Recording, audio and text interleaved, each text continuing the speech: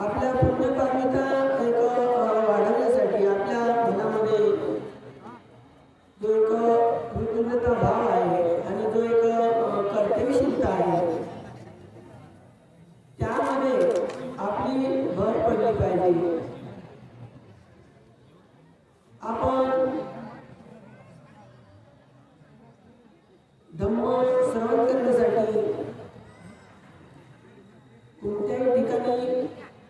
आपापल्या कर्मानुसार आपण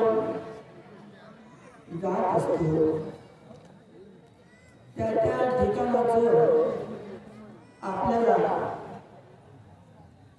एक महत्त्व समजलं पाहिजे. जेव्हा महत्त्व समजण्यासाठी त्या त्या भूमीचं जे एक बल आहे तेही आपल्याला समजलं पाहिजे. आणि ते जे त्या त्या भूमीवर ते जे बल तयार होत असते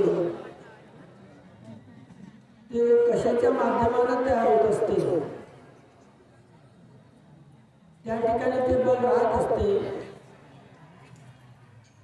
आणि त्या बलाच्या सानिध्यामध्ये आपण आलेलो आहोत हे आपल्या मनानं आपल्याला सांगितलं पाहिजे. प्रथमतः आपलं मन सांगणार नाही, परंतु धम्मश्रवणातून ऐकल्यानंतर आपल्या मनाची चेतना तयार होईल. जसं आपण संघाकडून आज या तपोभूमीवर दानादी पुण्यकर्म करून संघाने आपल्याला जे काही धम्माचं मार्गदर्शन केलेलं आहे, संघाला एक धम्माचं दान दिलेलं आहे आणि त्या धम्मदानातून आपण धम्मश्रवण केलेलं आहे. या भगवान बुद्धाचा जो एक धम्म आहे, या धम्माची सर्व मानवतेला भविष्यातही या मानवतेला ज्ञानी व्हावे यासाठी संघाकडून आपण ऐकलेलं आहे की हा जो धम्म आहे, या धम्माचे जे उपदेश आहेत हे 84,000 भगवंताचे उपदेश आहेत. संघाचे 2,000 आहेत, 82,000 आहेत. याची ज्यांनी व्हावं त्यासाठी सम्राट अशोकांनी 84 स्तूपाची विहाराची निर्मिती केली.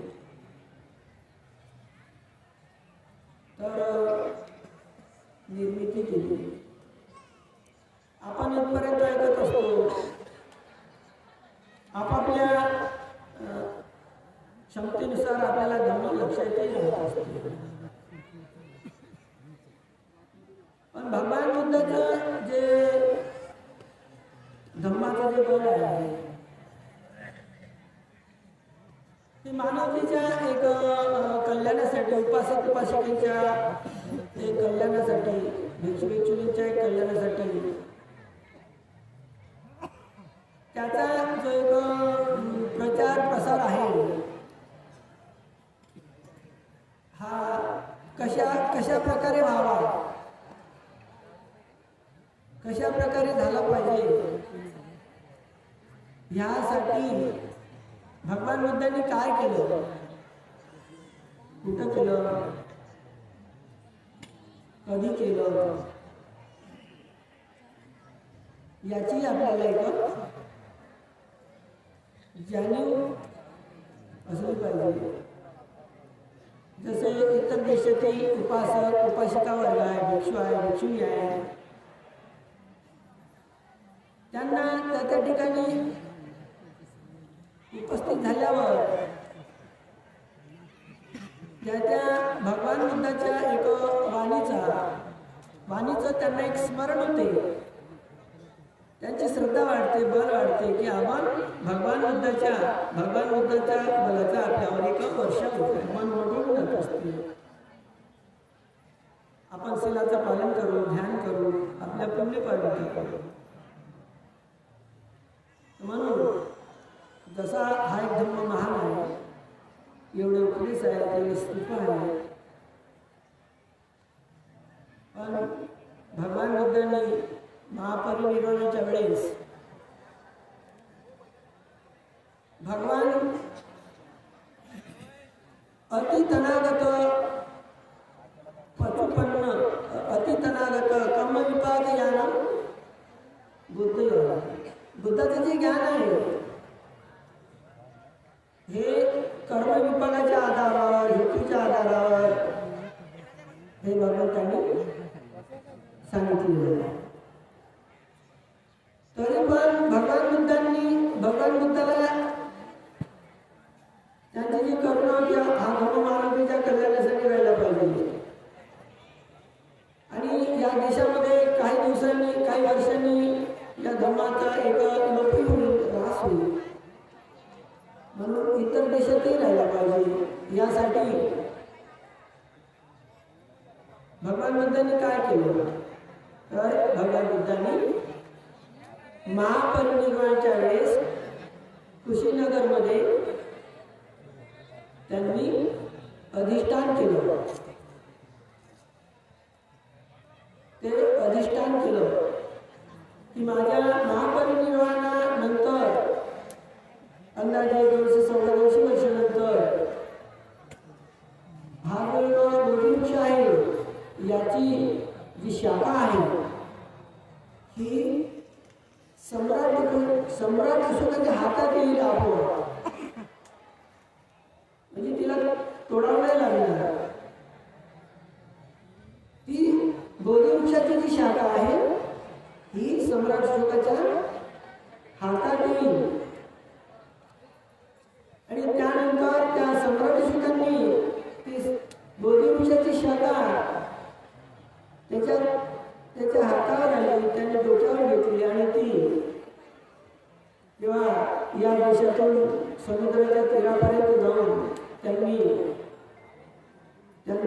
त्यांची श्रद्धा प्रगट करण्यासाठी जिथपर्यंत पाण्यामध्ये जाता येत असते त्या नावेपर्यंत जाऊन छातीवर पाण्यात त्या नावावर ठेवण्यात आणि ती श्रीलंकेला समुद्राच्या हाताने गेली. एक अधिष्ठान. दुसरं, हा बोधिवृक्ष जेव्हा श्रीलंकेमध्ये जाईल तर तो आकाशामध्ये 7 दिवसापर्यंत अदृश्य होईल. आणि जेव्हा हे झाड, या बोधिवृक्षाचं झाड श्रीलंकेमध्ये जेव्हा लावण्यात येईल तर त्या झाडाची जे पानं आहेत, फुलं आहेत, त्याच्यातून प्रकाश किरण निघतील. हे महत्त्वाचं उदाहरण आहे आपल्यासाठी. म्हणजे त्या बोधिवृक्षाच्या झाडातून प्रकाशाची किरण निघतील, त्यांच्या पानातून, फुलातून, आणि त्याचे जे फळ राहतील. म्हणजे म्हणून त्या बोधिवृक्षातून जेव्हा त्या बोधिवृक्षाला जे फळं आले त्याच्यातून दुसऱ्या वर्षी 32 वृक्ष लावण्यात आले आणि काहीतरी योजन अंतरावर ते लावणे सुद्धा आहे. म्हणून बोधिवृक्षाच्या खाली जेव्हा पूजेसाठी त्या वृक्षाखाली तेथे उपासिका किंवा भिक्षू श्रीलंकेतील जात असत, तेव्हा भगवान बुद्धांनी महापरिनिर्वाणाच्या वेळेस आमच्यासाठी एक अधिष्ठान केलं. त्याच्या आधारे त्यांची जी एक मानसिकता होती धम्म पालन करण्याची, ते त्या काळामध्ये एक गृहस्थापासून जायपर्यंत एक विशेष प्रकारची होती. म्हणून त्याच्यानंतरचा जो एक श्रीलंकेचा इतिहास आहे, तर कितीतरी उपासक उपासिका श्रोतापती सुकृतदानी काय भिक्षू म्हणजे बऱ्याचशा संख्येनं अवंत सुद्धा झाले त्या काळामध्ये. म्हणून आपल्याही जीवनामध्ये आपण जेव्हा बोधी वृक्षाखाली आपण जात असतो बुद्धगयाला, तर तो बोधी वृक्ष सुद्धा एक चैत्य आहे, महाचैत्य आहे. म्हणून त्या चैत्याला आपण बोधी वृक्षाला आपण म्हणतो घरी सर्व उपासक उपासिका वंदना म्हणत असताना नाही का, बोधी राजा नमस्ते, बोधी राजा म्हणतो. आता आपली जशी जशी चेतना असते तसं तसं आपण म्हणत असतो. कोणी पाहून म्हणत असतात, हात जोडून म्हणत असतात, कोणी डोळे लावून म्हणत असतात, कोणी असं स्मरण करत असतात. तर आपणही वंदन करत असतो. पण वंदन करत असताना कमीत कमी साधारण बुद्धिमान किंवा साधारण मनुष्य असेल तर त्याच्या एका मनामध्ये असा एक भाव तयार होते की माझे जे काही अकुशल कर्म असतील नाही का, त्याचा एक नाश होतो. माझे जे काही अकुशल कर्म असतील या भूमीवर मी जे आलो माझ्या पुण्यकर्मामुळे त्याचा या वंदन करण्याच्या एक बलामुळे त्याचा एक नाश होतो. म्हणून तो मनातल्या मनात म्हणत असतो. काही उपासक उपासिका भिक्षू आपल्या वाणीने सुद्धा एक उच्चारण करत असतात. मयम पमानम तेजेनम सब पापेही मुंचित. मी जो एक प्रणाम करत आहोत या तेजामुळे माझ्या सर्व अकुशलाचा एक नाश होतो. त्याचा मानस होते, त्याचा संकल्प होते. कमीत कमी वेळामध्ये चेतनाहं वदामि कम्मं विक्कवे, तो अशा प्रकारचा एक कर्म करतो. पण तो कर्म करत असताना मयं पमानं तेजेनं सब पापी मुंचितं. पण हे म्हणायच्या अगोदर तो काय म्हणत असतो, तो मी भगवान बुद्धाचा एक कोण आहे, भगवान बुद्ध माझे कोण आहे हे प्रथम म्हणतो. तो प्रथम बुद्ध, प्रत्येक बुद्ध धम्म, प्रत्येक बुद्ध आणि संगम हे काय आहे, माझे स्वामी आहे आणि मी त्यांचा एक दास आहे, सेवक आहे. आणि त्यांचे जे गुण आहे हे माझ्या शिरावर प्रतिष्ठित हो. जे तर तो आपली जी एक भावना आहे तो मनातूनही प्रगट करतो आणि वाणीनेही प्रगट करतो की बुद्ध धम्म, प्रत्येक बुद्ध आणि संगम हे माझे स्वामी आहे, मी त्यांचा दास आहे आणि त्यांचे जे गुण आहे हे माझ्या शिरावर स्थापित हो, प्रतिष्ठित हो. तेव्हा देवता लोक सुद्धा त्याचे अनुमोदन करत असतात आणि देवतांनी केलेलं रक्षण हे त्याच्यासाठी एक संरक्षण होत असते. म्हणून देवता रक्षणची, ठीक आहे. म्हणून तो अशा प्रकारची वाणीने जेव्हा एक चेतना तयार करतो तर बुद्ध धम्माचं प्रत्येक बुद्ध संघाचं स्वामिका दासोऽस्मिन् एतेषां गुणं ठातुं सिरेसुदा बुद्ध धम्म प्रत्येक बुद्ध हे माझे स्वामी आहे आणि मी त्यांचा दास आहे. त्यांचे जे गुण आहे हे माझ्या शिरावर प्रतिष्ठित हो अशा प्रकारची तो आपली चेतना तयार करतो. मग तो असाच करत असेल का? नाही. त्याच्या शक्तीने म्हणा, श्रद्धेनं म्हणा, त्याच्याजवळ काही नाही. समजा एखादा असा एक उपासक आहे उदाहरणासाठी, त्याच्याजवळ एक अगरबत्ती नाही आहे, तो घेऊही शकत नाही, त्याला कोणी देऊ शकत नाही.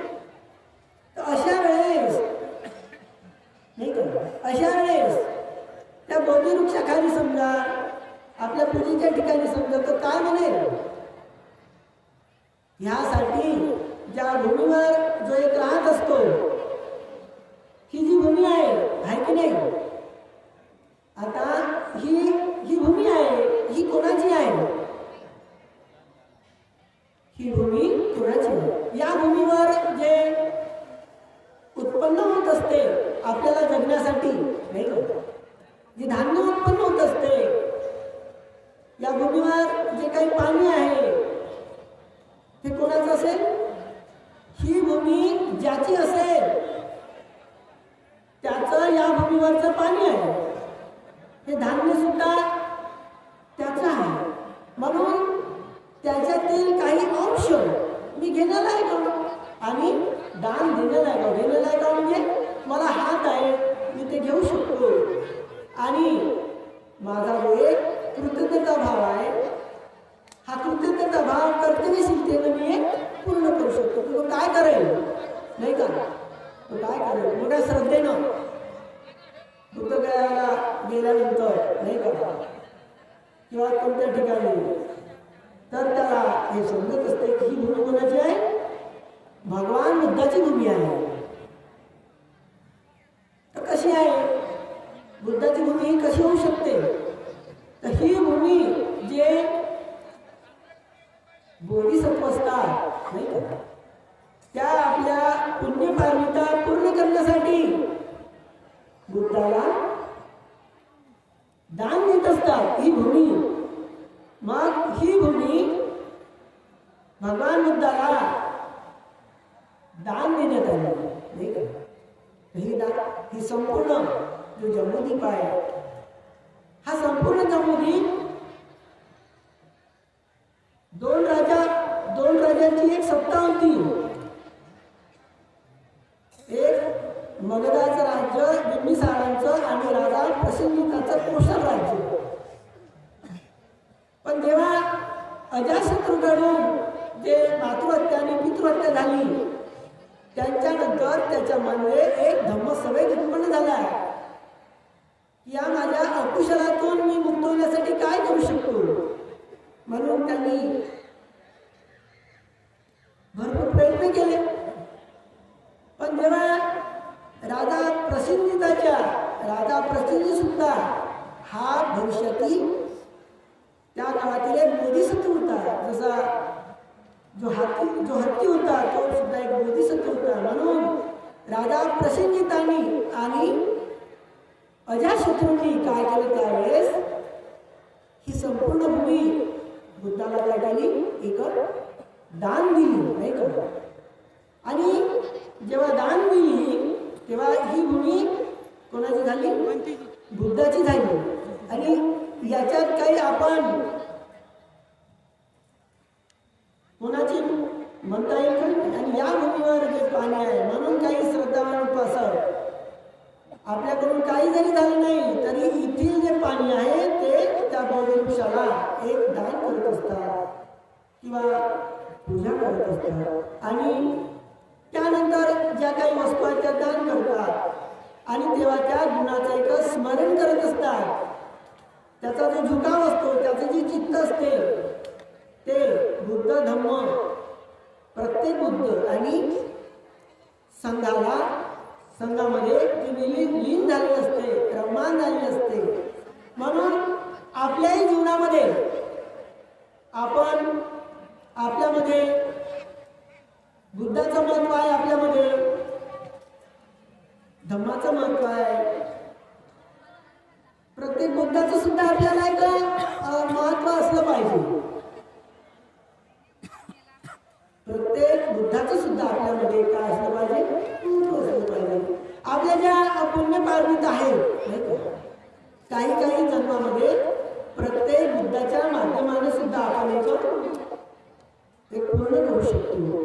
आणि त्याचं जे प्रमाण आहे, आपण वंदन करू, थोडं दान देऊ, हे त्याचं खूप प्रमाण होत असते. तर म्हणून आपण आपली श्रद्धा आपल्यावरच बसली पाहिजे. आपल्याला कशाची आवश्यकता आहे? आपल्याला आवश्यकता याच्यासाठी आहे, जसा आपण धम्म समजतो तर अनित्य म्हणून असं करतो का? नाही. अरे मी जेवढा जास्त दिवस जगीन ना तेवढा मला धम्म ऐकायला भेटतो. म्हणजे ही आपली धम्म ऐकल्यानंतर कोणी म्हणते सर्व अनित्य आहे म्हणून आपण मराठी तयारी करतो का? पुन्हा आपल्यामध्ये एक जगण्याची चेतना तयार होत असते. तर मग जगण्यासाठी काय पाहिजे? आयुष्य पाहिजे. अरे जगलो पण धम्म ऐकण्यासाठी किंवा वंदन करण्यासाठी मी संघाकडे जाऊ शकलो नाही तर कसं करेन? मग आपलं शरीरही चांगलं पाहिजे, आपल्यामध्ये बलही पाहिजे, आपली मानसिकताही पाहिजे. म्हणजे आयुष्य, वर्ण, सुख आणि बळ हे आपल्याला कशामुळे मिळत असते? बुद्धाला वंदन केल्यामुळे, संघाला वंदन केल्यामुळे. म्हणून आपण आपल्या पुण्यपार्जिता वाढवण्यासाठी आपल्याला आयुष्याची सुद्धा आवश्यकता आहे. पण कुठेही वंदन केलं, आपण कुठेही वंदन केलं तर ते जे प्रमाण आहे, आपण किती भ्रम केला, आपण किती श्रद्धा ठेवली, तर ते श्रद्धेच्या आधारावर आपल्याला त्याचं प्रमाण मिळणार आहे का? नाही. आपली श्रद्धा आणि ज्या व्यक्तीला आपण एक वंदन करतो, दान देतो, त्याचं सील, त्याच्या पुण्यपार्जिता, हा जो अभ्यास आहे हा भगवंताच्या काळातल्या उपासक उपासिकांना सुद्धा आहे. आणि याही काळातल्या जे बुद्ध धर्माला मानणारे जरी नसतील, परंतु योगायोगानं त्यांनाही ऐकण्यासाठी मिळालेलं आहे डॉक्टर आंबेडकरांच्या एका धर्मांतरामुळे. म्हणून ते ओळखतात की आपण जे दान देतो, पुण्यकर्म करतो, याचं प्रमाण आपल्याला किती मिळते. ठीक आहे. म्हणून आता आपण या भूमीवर आलो. या भूमीवर आपण एक वंदन करत असतो. प्रश्न कसा आहे? आपण याच्या अगोदरही आलो, आजही येत आहोत आणि पुढे आपण येणार आहोत. पण आपण या भूमीवर जे काही वंदन करत असतो, जे काही थोडंफार दान देत असतो, याचं जे प्रमाण आहे त्याच्यावरही आपली एक श्रद्धा असली पाहिजे. म्हणून आपण इथे वंदन करतो. या भूमीचं जे एक महत्व आहे. आता कोणी प्रवचनातून ऐकतात, भांतेजीकडून ऐकतात, संघाकडून ऐकतात, कोणी लक्षात ठेवतात, कोणी लक्षात नाही ठेवत, नाही का? काही ठिकाणी लक्षात राहत असते. कोणत्याही ठिकाणी गेल्यावर खूप मोठे मोठे स्तूप पाहण्यासाठी मिळतात. आपली तेवढी डोळा भरून पाहतो तर आपल्याला त्याचं खूप एक महत्व वाटते, नाही का? भगवान बुद्धाचा जो एक धम्म आहे, भगवान बुद्धाचं जे अस्तित्व आहे, नाही का, ते कुठे राहील? स्तूपामध्ये. म्हणून पहिला स्तूप जर असेल, नाही का, त्या पहिल्या स्तूपाला आपण प्रथम स्तूप कोणता असेल? भगवान बुद्धाच्या एक धातूचा. आणि त्याला आपण प्रणाम करतो काय? प्रथम स्तूप. आणि प्रथम स्तूप कोणता असेल?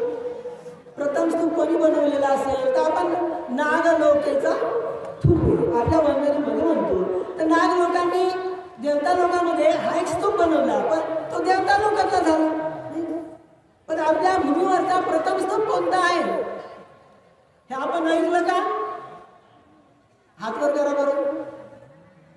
एकाचा हात वर करून नाही. आणि आपण जाऊन वंदनही करून आलो नाही का?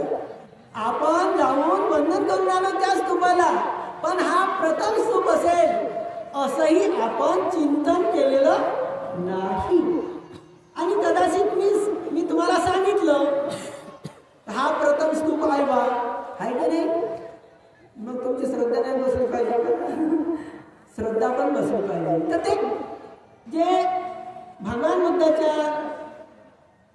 किंवा बुद्ध म्हणा जे प्रचारक झाले, तो एक संघ झाला, त्यांनी ते एक वाणी तयार केलेली आहे. ती वाणी आहे नाही का? ती वाणी अशा प्रकारे आहे, सांगताना मी बोलतो काय असं असते. आली नमामि सत्यानुपमादं वचनंतिमं या शब्दात जो उपासक आहे, जो भिक्षू आहे, जे सत्पुरुष झाले, जे काही अरहंत झाले, यांनी या पालीमध्ये बुद्धाच्या पाली या वचनामध्ये त्यांनी आपलं जे एक नमन आहे, नमामि सत्यानुपमादं वचनंतिमं. मग प्रथम स्तूप कोणता आहे? वचनंतिमं. आता पहा, हे जे गाणं आहे मी तुम्हाला सांगतो, पण कंठस्थ केल्यावर त्याचा मला सुद्धा अर्थ येत नव्हता. कंठस्थ करून येत नव्हता, पण नंतर मी पाहिलं तेव्हा त्याचा अर्थ समजला. श्रद्धेनं मी ते कंठस्थ करून आपल्या बऱ्याचशा पुस्तकामध्ये नाही आहे की नाही? तुम्हाला असं वाटतं बाबा आमच्या भंतीचे एवढं मोठं पुस्तक लिहिलं त्याच्यावर काही पुस्तकात नाही आहे. नाही तसं भ्रमते ना, हो तिथं ज्ञानगतीचा फोटो आहे ना, हो तेच लिहायचं, ते प्रकाशन केलं. याच्यापेक्षा दुसरा धोका फोटो भेटेल ना.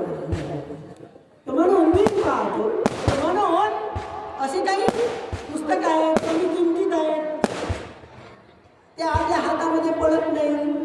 तर म्हणून याचा अर्थ असा होतो की सत्यानुपमादं, शास्त्राची जी अंतिम वाणी आहे, मी तिला अप्रमादपूर्वक नमन करतो, वंदन करतो. मग अंतिम वाणी भगवान बुद्धाची कोणत्या ठिकाणी निघाली? कुशीनगरला निघाली, आहे की नाही? आणि कुशीनगरला आता तिथं हो म्हणा नाही म्हणतो, ज्या ठिकाणी भगवंताला अग्नी देण्यात आला, आता तो प्रथम स्तूप नसेल का? आणि त्याला तुम्ही वंदन नाही केलं का? केलं, पण बोललो नाही. म्हणजे आपण बोलतच राहू. ठीक आहे, तुम्ही जिवंतपणे बोलले तर ठीक आहे, आणि मृत्यूच्या वेळेस जर बोलले मग मला ते बल मिळेल का? नाही. म्हणून आपल्याला तयारी करायची आहे. कशाची? मरणाची. म्हणून आता इथं काय मराठी तयारी करायला आलो? आपल्याला मृत्यूचीच तयारी करायची आहे, पण कशा प्रकारे मृत्यू आला पाहिजे? अप्रमादं, सत्यानुपमादं. मी शास्त्राच्या अंतिम वाणीला मी एक नमस्कार करतो, असा त्याचा. मग शास्त्राची अंतिम जे वाणी आहे ती काय? वयं धम्मा संखारा अपमानेन संपादेत, है की नाही? देवता लोक येऊन राहिले जरा. आवाज कधी येत आहे का? तुम्ही झोपत आहे ना, म्हणून ते येत आहे आवाज करत. झोपू नका. आता ते चेते म्हणते म्हणे ते झोपणारे लोक साप योनीतून आले, सापाच्या योनीतून आले. म्हणजे चांगली योनी आहे का ते? आरताय जाल तर तेच लक्षण तुमच्या समोर येईल. ते उठवायला प्रश्न करतो तुमच्याकडे. सापाच्या योनीचा संस्कार त्यांना सापासारखा लंबा करते, म्हणजे आराम करायला लावते. तू काही माणूस म्हणून राहू नको. हा सापाच्या योनीतला एक संस्कार आहे. ठीक आहे. तर अंतिम स्तूप कोणता असेल? कोणी तिथे असतील, पण ज्या ठिकाणी भगवान बुद्धाला चार स्थळाला आपण भेट दिली पाहिजे, तेव्हा आपल्यातील श्रद्धाबल वाढते, निर्योबल वाढते, आपण शील पालन करण्यासाठी बल वाढते, म्हणजे पुण्य पारमिता करणे धम्मसवेत उत्पन्न होऊ शकते. ठीक आहे. तर म्हणून सत्यानुपमादने वचनम तिमम, आपलं जे पहिला प्रणाम आहे, पहिला नमन आहे. आपण शरीराने जरी कुठे असलो आहे की नाही, तरी आपल्या मनाची ते का असते, एक दिशा असते.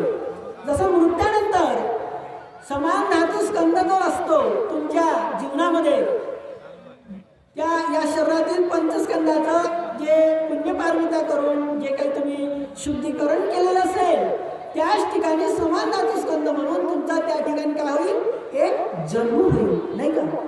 आणि याही ठिकाणी जे आले, याही ठिकाणी तुमचा जो एक समान धातू स्कंद आहे, हा कशाशी असेल, कोणत्या संघाशी असेल, नाही का, याची सुद्धा आपल्याला एक जाणीव झाली पाहिजे. म्हणून हे जे एक ठिकाण आहे, आपण जेव्हा पाहू आपलं मन उडून जात असते, नाही का.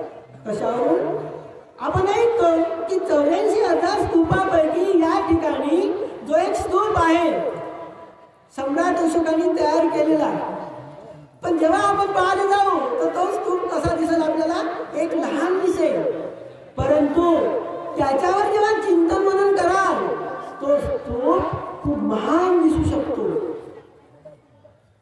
आणि त्या महानतेला डॉक्टर आंबेडकरांच्या शब्दाचा सुद्धा एक आधार आहे. तो कसा आहे तुम्ही ऐकलेला आहे. इथं काही माझ्यासारखे काही साधारण विद्वान लोक नाही, चांगले विद्वान आहे, सेवान आहे, ध्यानी आहे, अभ्यासक आहे, तुम्हाला बाहेर बनवणारे आहे आणि तुम्हाला शुद्ध करणारे आहे का नाही. जसं ठरवलं म्हणा तसं भिक्षू आहे का नाही. पण आपलं सम्यक चिंतन झालं पाहिजे, आपल्या चिंतनामध्ये शंका निर्माण नाही झाली पाहिजे, तेव्हा आपलं एक बल वाढू शकते. शंका जर निर्माण झाली, मग त्या शंकेचं निरसन सम्यक चिंतन. तर आपण या ठिकाणी जसे आलो, जसे भक्तीजी आहे, आम्ही समान नातेस्कंद हा एक सत्वाचा सांगत असतो, मनुष्याचा उपासक उपासकांचा भिक्षुणीचा सांगत असतो. हा समान नातेस्कंद ठीक आहे. संघाचा तुमचं जुळाजुळ होते, तुमच्यामध्ये त्याग निर्माण होते, तुम्ही येता इथं, नाही का. आता 80 वर्षाच्या उपासिका या ठिकाणी आलेल्या आहेत. भगवंताचा एक त्यांच्या मनातून नाव निघू शकत नाही. 80 वर्ष काय कमी झाले का. 80-81 वर्षाच्या उपासिका येत आहेत, किती श्रद्धेने येत आहेत त्या पायऱ्यावरून, आहे की नाही. आणि तरुण लोक, हा समान स्कंद आहे इथल्या संघाचा, हा एक समान स्कंद आहे. दुसरा देवता लोकांचा सुद्धा समान स्कंद आहे या ठिकाणी. जेव्हा हा स्तूप झाला, या स्तूपाचं जे बल आहे, जरी हा लहान स्तूप दिसत असेल, परंतु याचं जे बल आहे हे दिवसेंदिवस हे वाढतच राहिलं. पण ते कुठपर्यंत वाढत राहिलं, याच्यासाठी आपल्याला अनुमान काढावं लागत असते. हे काही तुम्हाला पुस्तकातून वाचण्यासाठी नाही मिळणार. कारण का मिळणार नाही, जे शेवटची ते कोणती घटना घडते ते काही लिखित स्वरूपाची तुम्हाला भेटणं कठीण होऊन जाईल या भूमीची. म्हणजे जशी घडली याच्यावर तुम्हाला एक सम्यक चिंतन करावं लागेल की ज्याच्यामध्ये शंकाही उत्पन्न होऊ शकणार नाही, नाही का. मग ते कोण करेल, जे भक्ताची रिकामे राहतील ते कार्यक्रम करणारे सांगतील का, याचं चित्त भटकत राहील. आता आज हे सांगितलं, उद्या हेच सांगेल, तर ऐकणार नाही बरोबर. हे ग्रंथ वाचता याचा दिवस चालला आहे का. आणि ते ग्रंथ नाही वाचतील, रिकामे राहतील, ते चिंतन करतील. आणि ते चिंतन तर्क सांगत राहील, न्याय सांगत राहील, बुद्धी सांगत राहील. आणि इतिहासाचा काही त्यासाठी एक आधार पण राहील, नाही का. तर म्हणून एका शब्दाचा आपल्याला खूप मोठे आधार भेटत असतो. की ज्या डॉक्टर आंबेडकरांनी त्यांना वेळ मिळाली असती तर त्यांनी हे सांगितलं केळझरमध्ये धम्मनाग नावाचा एक राजा, शेवटचा राजा, या विदर्भातील जो शूरवीर राजा होता, शीलवान राजा होता, प्राणपणाने लढणारा राजा होता आणि जे बुद्ध धर्माचे, धम्माचा प्रचार प्रसार करणारे जे राजे होते, त्यांना सर्वतोपरी, एकाच गोष्टीने नाही, सर्वतोपरी अन्न, धान्य, शस्त्र, सैनिक हा पाठवून त्याच्या परिसरामध्ये, त्याच्या ठिकाणी धम्माचा प्रचार प्रसार करण्यासाठी, धम्माचं रक्षण करण्यासाठी एवढा समर्पित राजा होता धम्मनाग राजा. हा केळझरमध्ये होता. असा हा एक लय महत्वाचा शब्द आहे. आणि अजूनही जो समान धातुस्कंध असते, तो जरी आपल्याला शेवटचा समान धातुस्कंध या भूमीशी जो आहे तो कशा प्रकारे असेल याविषयी म्हणजे आपल्याला काही माहिती आपल्याला मिळत असते की जसं भगवान बुद्धांनी या धम्माचा शोध घेतला, धम्माचा प्रचार प्रसार केला, परंतु आपल्या महाराष्ट्राचं एवढं एक वैभव आहे की या महाराष्ट्राला अशी संधी मिळाली तर देवता लोकही ते करू शकत नाही. अशा प्रकारे हा धम्मा आपण जरी कानानं ऐकू शकत नाही, ज्यावेळेस संग राहत नाही, अशा वेळेस अजिंक्यासारखं धम्माचं जे वैभव आहे हे आपल्याला पाहण्यासाठी जे मिळत असते, हे या जन्मातील आपलं काहीतरी एक पुण्यच आहे, ही आपण समजलं पाहिजे.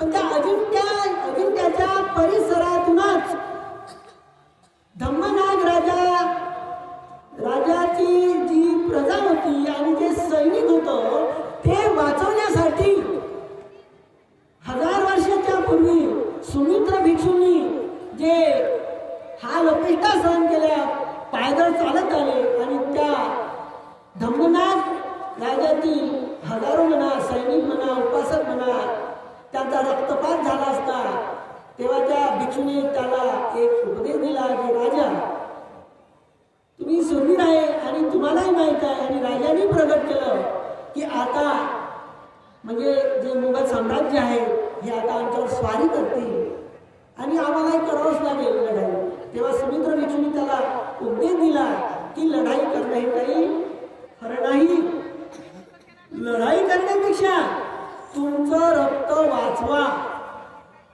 तुमचं रक्त वाचवा आणि ज्या दिशेकडे जाऊन तुम्ही जिवंत राहू शकता त्या दिशेकडे जा. अजून काही इतिहास आहे. पण तेव्हा त्याचा उपदेश ऐकून राजा आता याच्यावर आपल्याला एक चिंतन म्हणून करावं लागते की अनुमान काढावं लागते या भूमीचं जे महत्व आहे ह्या आपल्या एक चित्तामध्ये उत्पन्न होण्यासाठी. आता इथे बराचसा काही उपासक उपासिका वर्ग आहे. केळझर हे सर्वांना माहीत आहे. आता केळझरमध्ये पश्चिमेकडून जेव्हा मुसलमान लोक म्हणा तुर्काच्या टोळ्या जेव्हा लढाई करण्यासाठी येत आहेत तर राजा त्या दिशेने जाईल का? नाही जाऊ शकत. आणि ही जी भूमी आहे त्या काळातली हा जो स्तूप आहे या परिसरात जसं भद्रावती आहे त्या भद्र्या राजाची जी मुलगी नाही का तिचं नाव एक भद्रशिला होतं, त्याच्या पत्नीचं नाव एक धर्मशिला होतं. पण राजाच्या नावावरून तिचं नाव भद्रशिला आणि ही धम्मनाग राजाला दिली होती. आणि त्या राजाला एक मुलगा होता, त्याचं नाव होतं शिशिम राजपुत्र. आणि भिक्षू सुमित्राच्या उपदेशावरून शिशिम राजपुत्र हा पैठणच्या पहाडीवर सर्वात उंच पहाडीवर जाऊन त्यांनी 15 वर्ष आणि त्याच्या अगोदरचे 15-20 वर्ष कंदमुळे खाऊन धम्माचं त्यांनी एक संरक्षण केलेलं आहे. आता अनुमान हे आहे की जेव्हा राजा आपले सैनिक घेऊन तो कोणत्या दिशेने निघून गेला असेल आणि काही क्षणापुरता जेव्हा इकडे आपले जे महत्वाचे जे शहर आहे ब्रह्मपुरी किंवा नागभीड, नागपूर ते सर्वांच्या लक्षात आहे. पण नागभीड ज्या ठिकाणी नाग लोकांची गर्दी होती, ब्रह्मपुरी चारी ब्रह्मविहाराचा अभ्यास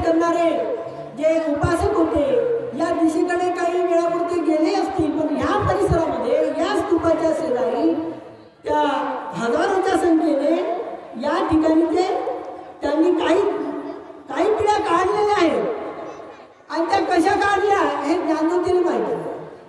ते कशा माहित आहे? हे जंगल ते फिरलेलं आहे ना. आता यांना कधी कधी 10 एकर 5 एकर 50 एकर असे प्लॉट असतील म्हणते काय काय ठिकाणी फिरून आहे. आता ते प्लॉट मी नाही पाहिले, मी उदाहरण सांगतो, पण अनुभूतीनं त्यानं पाहिले. आता ते चित्र आता हे जे प्लॉट पडलेले आहेत काय काय ठिकाणी या परिसरामध्ये मी तसा गेला उत्तरेकडून दक्षिणेकडे त्या भद्रावतीला पायदळ गेलेला आहो. मला काही ठिकाणी आढळले ते गाव, पण माझ्यापेक्षा हे संपूर्ण जंगल ज्ञानज्योती फिरलेले आहेत. तर काय काय ठिकाणी मला तर असं वाटते 50-50 एकरच्या जागा अशा खुल्या आहेत तिथे झाडच नाही. आता याच्यावर तुम्ही अनुमान करा की त्या ठिकाणी वस्त्या नसतील काय, मग त्या कोणाच्या वस्त्या असतील? ह्याच लोकांच्या वस्त्या होत्या आणि हा स्तूप त्यांचा पूजनीय होता. आणि या स्तूपाच्या शेजारी बोधिवृक्ष होता. कारण की जेवढे 84,000 स्तूप बनवले आणि भगवान बुद्धाचं जे अधिष्ठान केलेलं जो बोधिवृक्ष होता की भगवंतानी हे 84,000 माझे उपदेश आहे, हे 84,000 स्तूप आहे आणि त्याच्यात त्या अस्थी आहे, याच्यातून तुम्हाला बल मिळेल असं भगवान बुद्धांनी सांगितलं आहे का? नाही. ज्या बोधिवृक्षाखाली जो बोधिवृक्ष ज्या बोधिवृक्षाखाली भगवान बुद्धाला सम्यक संबोधी प्राप्त झाली त्या स्वतःच्या वाणीतून त्यांनी अधिष्ठान केलं महापरिनिर्वाण स्वयंवर की याच बोधिवृक्षाच्या जी फांदी जाईल. आता सांगा त्या फांदीमध्ये तेवढं बल आहे आणि जो बोधिवृक्ष या ठिकाणी होता याचे जे रोपटे आहेत 84,000.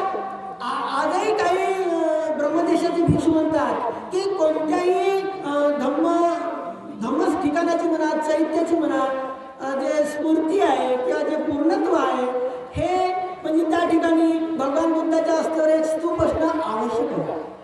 आणि दुसरी गोष्ट बोधिवृक्ष असणं आवश्यक आहे. मी ऐकलेलं आहे नागपूरच्या एका भिक्षूकडून. आता हे भंतेजी ब्रह्मदेशात राहिले ते नवजन्म सांगितलं ते सांगतील पुढे तुम्हाला. तर म्हणून आता या ठिकाणी प्रकाश किरण त्याच्यातून हे कोणाला दिसतील? आपल्याला दिसतील का? ते कोणाला दिसतील? देवता लोकांना दिसतात, अविज्ञा प्राप्त भिक्षूंना दिसतात. ते जे किरण बुद्धाची सत्यवाणी आहे त्याचे कोणते प्रकाश किरण राहतील? त्याच्या तेथे बोधिवृक्ष देव सत्ता देव सांगो देवता आणि त्याही देवता आपल्या पुण्य पारमिता पूर्ण करणाऱ्या असतात. म्हणून या ठिकाणचा हा जो स्तूप आहे हा 84,000 स्तूपापैकी महान कसा आहे? या ठिकाणी जी धम्मनाग राजाची जी एक प्रजा होती, जे सैनिक होते या ठिकाणी या परिसरामध्ये त्यांनी जे वास्तव्य केलं त्या त्यांनी तुमच्यासारखे चांगले कपडे चांगले दागिने चांगलं खाणं घेऊन त्यांना मिळत असेल तर सगळं केलं. म्हणून भगवान बुद्धाच्या धम्म हा कृतीत उतरवून जसा हा एक धम्म आहे मगदान ठिंगी को सेट्टो सेट्टो चतुर्पदा विराज सेट्टो धम्मानं दीपदानंचं चखुमा. हा जो एक धम्म आहे हा आम्ही किती प्रगट केला. मगदान ठिंगी कुठो या धम्माचं आर्यष्टांगिक मार्ग आम्ही किती विश्लेषण केलं तर त्याचं प्रमाण आम्ही सांगितलं तर आपल्याला प्रसन्नता मिळेल. परंतु त्याचं जे प्रमाण आहे मगदान ठिंगी कुठं सेट्टो चतुर्पदा तो आर्यष्टांगिक सांगितल्यानंतर भगवान बुद्धांनी जे ध्यानासाठी वितर्क विचार सांगितलेले आहेत ते आपल्या चिंतनामध्ये आले. हाच वितर्क असला पाहिजे की दुःख म्हणजे काय, दुःख समुदय म्हणजे काय, दुःख निरोध म्हणजे काय आणि दुःख निरोधागामिनी आर्य अष्टांगिक मार्ग तत्माच विकळे समाधिट्टी या एका सम्यक दृष्टीतूनच आपल्या दुःख म्हणजे काय, दुःखाचं कारण काय, दुःखाचा निरोध कसा होतो आणि निरोधाचा मार्ग काय हे जेव्हा तुमच्या चिंतनात येईल तेव्हा तुम्हाला दुःखापासून सुटका करण्याचं ज्ञान प्राप्त होईल. म्हणून मगदान ठेंगी को सेट्टो सेट्टो चतुर्पदा इथपर्यंत चिंतन झालं. पण तुम्ही किती चिंतन आहे तरी विराग सेट्टो धम्म जिथपर्यंत वैराग्य दिसत नाही तुमचा त्याग दिसत नाही तिथपर्यंत त्याचं जे या धम्माचं जे प्रमाण आहे प्रमाण आहे हे वैराग्यावर अवलंबून असते. मग तो उपासक असो उपासिका असो भिक्षू असो कारण तो त्याच्यापासून दुसरा भिक्षू दुसरा उपासक एक त्याग करण्याची एक प्रवृत्ती तयार करेल. शीलाचं पालन करेल, ध्यानाचा अभ्यास करेल, प्रज्ञेचा अभ्यास करेल आणि आपला जो दुःख समुदाय आहे हा तो एक कमी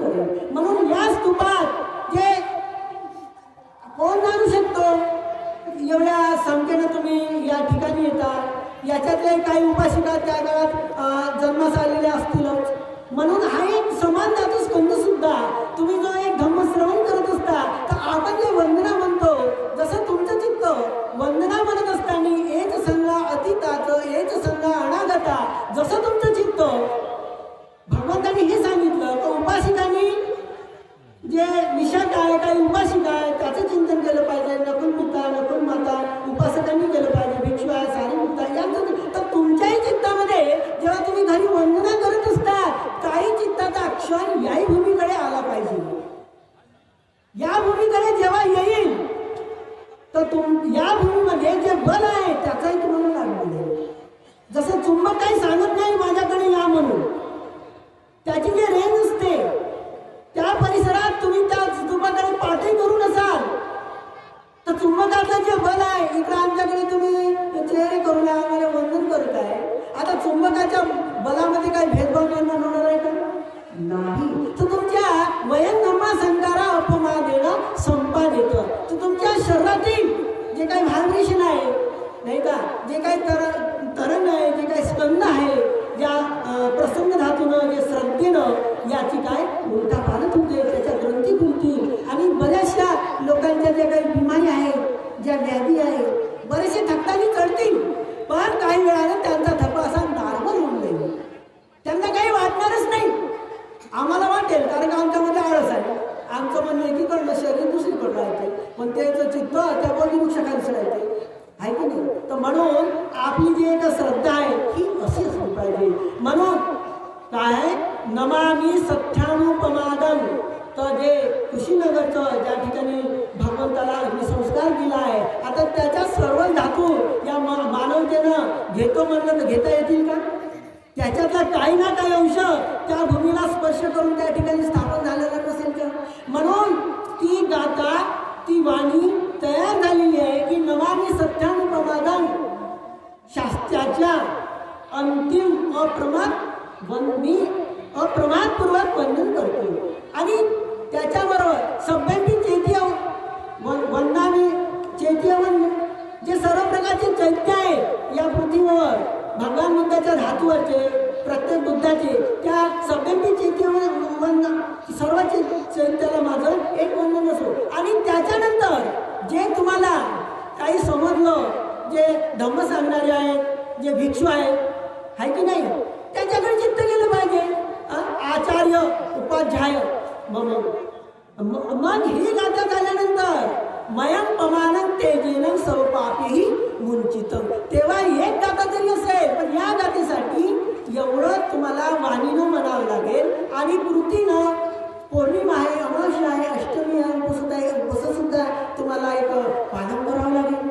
आणि जेव्हा पालन करता करता तुमच्या चित्ताची जी चेतना आहे त्या चेतनेची विराग असेल तर धम्मानं, तर मग काय होईल? शिरे धातू सदा नेहमी.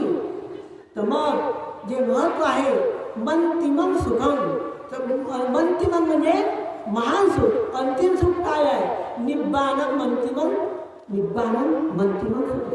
ती शरणांचं काय ती ती ती ती जे त्रिशरण आहे ती शरणांचं शिरे धातू. चित्त कुठं जातं तुमचं? मी सांगतो माझ्याकडे नाही. ती शरणांचं शिरे धातू जे त्रिशरण आहे. आता कोणताही व्यक्ती असो इथला, किंवा राजा आहे, महाराजा आहे, मंत्री आहे, जेव्हा महाराजा असेल, या जम्बूद्वीपाचा सम्राट चक्रवर्ती असेल आणि संपूर्ण काही राजे असतील, ते जेव्हा येतील त्याच्या सम्राट चक्रवर्ती राजाची ओळख झाली पाहिजे की नाही? मग त्याचा जो मुकुट राहील हा सर्वापेक्षा कसा राहील? उच्च प्रतीचा राहील. अशाच प्रकारे आपणही आपल्याला खूप मोठं उदाहरण आहे महत्वाचं. आपल्या महाराष्ट्राचं एक वैभव आहे, हे आपण डोळ्याने पाहू शकतो अजिंठ्याला. पण तो अजिंठा जो घडवलेला आहे उत्तर प्रदेशातील काही राजांनी तर घडवलेला आहे, पण आपल्या परिसरातील जे त्या परिसरात झालेले जे 2 राजे आहे आणि त्या काळात जो उपासक उपासिका वर्ग आहे त्यांनी त्याग केलेला आहे. तर कशाचा त्याग केलेला आहे? त्यांनी काहून त्याग केला? तर त्यांच्या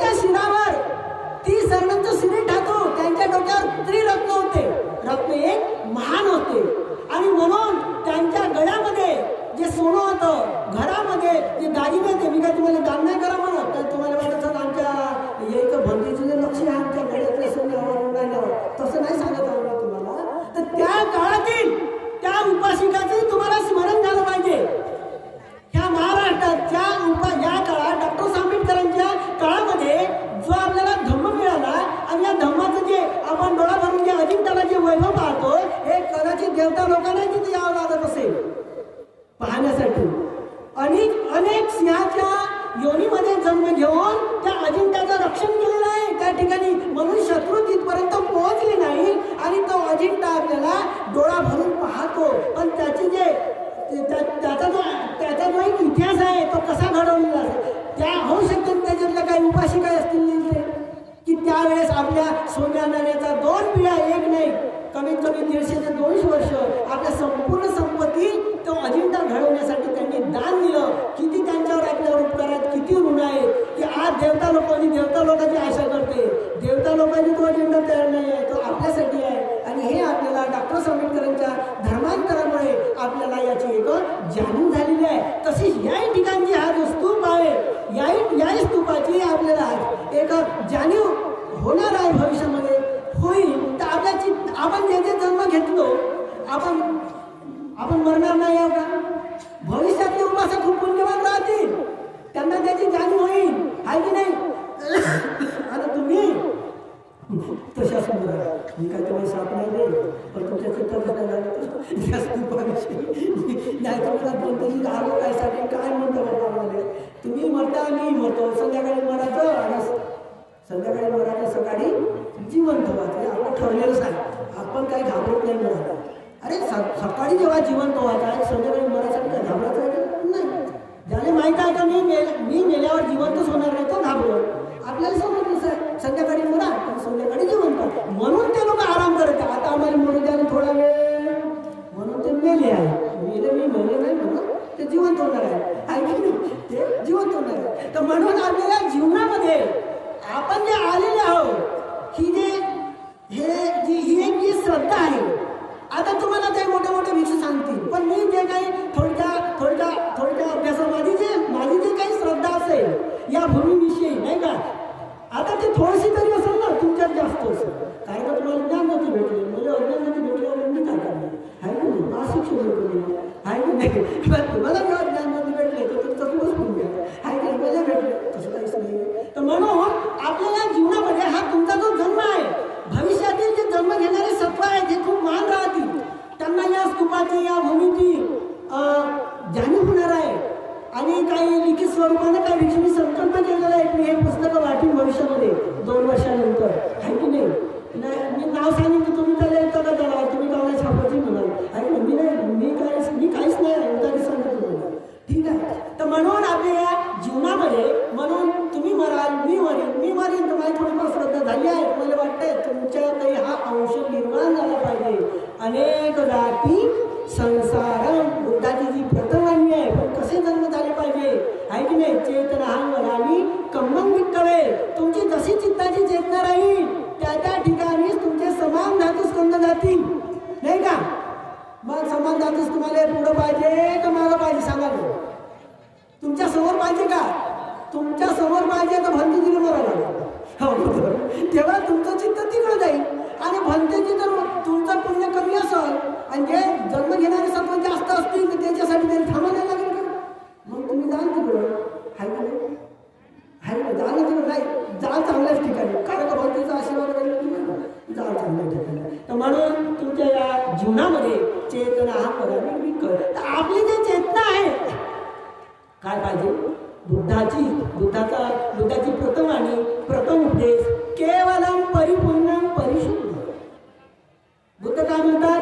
चरत भिक्खवे चारिकम बहुजन हिताय बहुजन सुखाय लोकानुकंपाय अत्ताय हिताय सुखाय देवमंस्थान देशे भिक्खवे धम्म आदि कल्याणम मध्य कल्याणम पर्योसानं सातन संयमन केवलम परिशुद्ध ब्रह्मचारी. देवता आणि मनुष्यासाठी जेव्हा आम्हाला धम्म सांगायचं आहे तर आम्हाला शील सांगून जमणार नाही, समाधी सांगून जमणार नाही,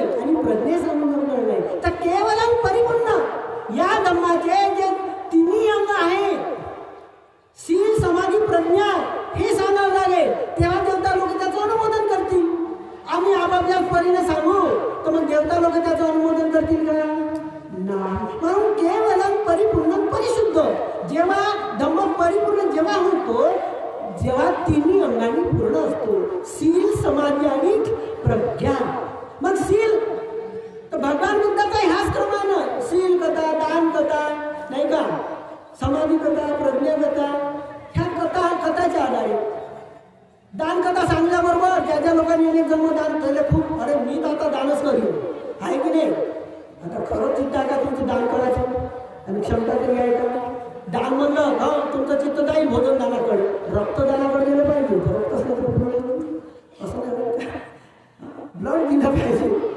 पारमिता, उपपारमिता, परमार्थ, प्रतिपारमिता एकाच प्रकारचे दान असते का, नाही, आहे की नाही. म्हणून तुम्ही ब्लड दान, आमचे भंते जे आहे दर 6 महिन्यांनी दान देत असतं ब्लडचं, आहे की नाही. हो आहे नाही तसेच, तेवढं त्याच्यापेक्षा जास्त उत्पन्न होतं. म्हणजे तुम्हाला काही त्रास नाही म्हणतो त्याच्यापेक्षा जास्त पुढे चाललं म्हणजे चांगलं म्हणतो कशाचं ब्लड दान करतात. आता म्हणते जेव्हा दर महिन्याला देते, आता हात वर करा बरं. उपासक आहे ना तुमच्या, कोणता उपासक आहे बाहेर दान देते ते, उपासिका दान देते का, आपल्याला बोललं नाही करत देते का, उपासिका दान देते का. आता उपासिका हात वर करा बरं, कोणत्या तेव्हा ह्या देते म्हणते, ते आहेच तसं दानचे भंतेची तसेच आहे, दान देणार दर 6 महिन्यांना, त्याच उपासिकासारखे आहे की नाही. आनंद मंदिर, राहुल मंदिर, यशोमयाचे आहे तसेच आहे. तर म्हणून जीवनामध्ये जे बल तयार होण्यासाठी हा एका उपासिकेने हात वर केला आहे, तेवढी हिंमत नाही पाहिजे पुढं बसायचं हात वर करायचे आहे तिच्या, आहे का. आमच्या तेही भिक्षूचं म्हणलं म्हणून आता कोणा उपासिकाचा हात वर नाही झाला, कोणा उपासकाचा नाही झाला. म्हणून उपासिका संघ, जो उपासिका संघ धार्मिक राहील तो धर्म पुढे जाईल. त्याच्या मागे बसून उपासिकाचं उपासकांना. तर म्हणून आपल्या या जीवनामध्ये जे इथे जे भद्रशिला जी राणी होती धम्मनाग राजाची आणि तिच्या संपर्कातल्या ज्या हजारोच्या संख्येनं ज्या उपासिका होत्या आणि जो अमरसिद्धी या नावाचा सिद्धनाथ भिक्षूंनी जो ग्रंथ लिहिला होता धम्मनाग राजाच्या एका दरबारामध्ये, त्या ग्रंथाच्या आधारे अमृतसिद्धीचा अभ्यास करून त्यागमय समाधीचं जीवन, प्रत्येक जीवन जगणाऱ्या हजारो उपासिका या जंगलामध्ये होत्या. त्या जंगलातल्या उपासिका भंतीने दिसत असतील नसतील दिसत, परंतु त्या ठिकाणी असा अनुमान काढण्यात येते की 50-50, 25-25 एकर जागा अशा ओसाड पडलेल्या. आता ज्या अनेक ठिकाणी झाडं आहेत त्या ठिकाणी झाडं काय नाही, तेच त्याचे निवासस्थान आहे, त्याच्या पूजा त्याचे घर आहे आणि या ठिकाणी त्या पूजा करण्यासाठी होतं. कोणतरी याच्यातले असतील तो जन्म घेतला असेल तर त्याला नाही म्हणलं तरी त्या येतेच, आहे की नाही. ठीक आहे, येत राहा. तर म्हणून केवलम परिपूर्ण परिशुद्ध, पण तुम्ही धम्म धारण करता किंवा नाही. तर म्हणून ती चेतना आहे, ती सर्वांचा शिरे ठाकूर, ज्याच्या शिरावर त्रिरत्न आहे त्याच्या गळ्यात सोन्या जाण्याची काहीच गरज नाही आहे. मग काय दान करायचं, मी दान नाही करा म्हणा, पण टाकून येणं काय येऊ नका, काही दिसतं का जाऊ. तर म्हणून आपल्या या जीवनामध्ये आपण ज्यांच्या चित्तात त्रिरत्न आहे, बुद्ध धम्म संघ त्रिशरण झालं, हे त्रिरत्न ती सर्वांचं शिरे ठाकूर, शिरे ठाकूर ती लक्षणं. आता बाबा जेवढ्या शिबिर प्रज्ञेचा अभ्यास करणाऱ्या ज्या उपासिका आहे, ज्या उपासिका वर्ग आहे त्याचे 3 लक्षणं इथं आहेत. हे बघा कशी आहे माहिती आहे ना, तुम्हाला लहान लहान मुलं झाले असेल ना, थोडं हे मदती नाही का. तर 3 लक्षण झाले ना, तुम्ही डोळ्याने तर 3 लक्षणं पाहू शकता लहान मुलाची. बरं आता आपल्याला पाहता येतील का, नाही, पण चित्त जर एकाग्र झालं तर आपल्याला या ठिकाणी अनित्यबोध, दुःखबोध आणि अनात्मबोधाची एक अनुभूती होते. तेव्हा धर्म केवलम परिपूर्ण परिशुद्ध होत असतो. आपल्याला ही अनुभूती होत नसेल, तुझ्या सत्पुरुषांनी, महापुरुषांनी, अनंतांनी ही जे गाथा तयार केलेली आहे हे तुमच्या चित्ताला, तुमच्या पारमितेला विकसित करण्यासाठी तयार केली आहे की नाही. तर म्हणून आपण या ठिकाणी तशा प्रकारचे ध्यान केलं पाहिजे, आहे की नाही. तर म्हणून ती सर्वांचं श्रेय ठाकून ती लक्षणं ठाकून, पण तेवढं झालं ना, अनित्य अनित्य जेवण आलं तर नित्य. आता 22 वर्षांनी पाहिलं कशा उपासिका तर पडल्या. आता तुमची आज परीक्षा झाली, भंतेजी म्हणते हा चला सर्व रांगेत लागा, सर्वाला जेवण भेटल आणि भात लुपडला. तशी झाली तुमच्यामध्ये विषमता तयार. तुम्ही किती वर्षापासून येत आहे तेवढं मला माहित नाही, पण मी 20-22 वर्ष झालो इथे येतात. म्हणलं आज याचा पेपर सुटत आहे, कारण आज काही वेळे भात भेटत नाही आहे. कारण कसं झालं तर तुम्हाला आता थोडा वेळ थांबून जा. म्हणून ती गाथा तयार झालेली आहे आणि तयार झालेली आहे उपेक्षाचा सिरे ठाकूर. क्षमता तयार झाली का तुमच्यामध्ये? नाही. बरं झालं तू लागलीच रांगेत, मी लागलो असतो माझ्या जेवण झालं असतं. पा हे विषमता नाही का? नाही नाही, आज नाही भेटलं तरी चालतं असं म्हणलं हात वर करावं. सर्वांची प्रश्न तर होती, कधी गरम भात होते कधी कधी भाजी होते. हे झाली तुमची विषमता. आता तुम्हाला वाटत ना भंतेजी तुम्हाला बरोबर भेटलं म्हणून तुम्हाला गोष्टी येऊन राहिल्या, तसंही समजा काही नाही का? तसंही समजा. आता पहिला नंबर आमचा लागते त्याच्यासाठी काय करू? तुम्ही आमच्याकडे पाहून काळा बक्षीचे की सकाळी ठेवतात एवढं भाग आहे की नाही? काळा तुम्ही हिरो सिंह सोडतो काढून. तर म्हणून आपल्या या जीवनामध्ये उपेक्षाचं सिरे ठाकतो. तुम्ही किती आनंद म्हणता त्याला महत्वच आहे, पण उपेक्षाचं सिरे ठाकून समता असली पाहिजे. तेव्हा निब्बानं ठाकूमे सिरे. तेव्हा जो ज्या जन्मामध्ये तुम्हाला निर्वाण प्राप्त करायचं असेल, हे नाही सांगू शकत किती जन्मात करू शकता, किती जन्म लागतील. अनेक कोणाबरोबर जन्म घ्यायचा, काय करायचा आहे की नाही ते त्यावेळेस होईल.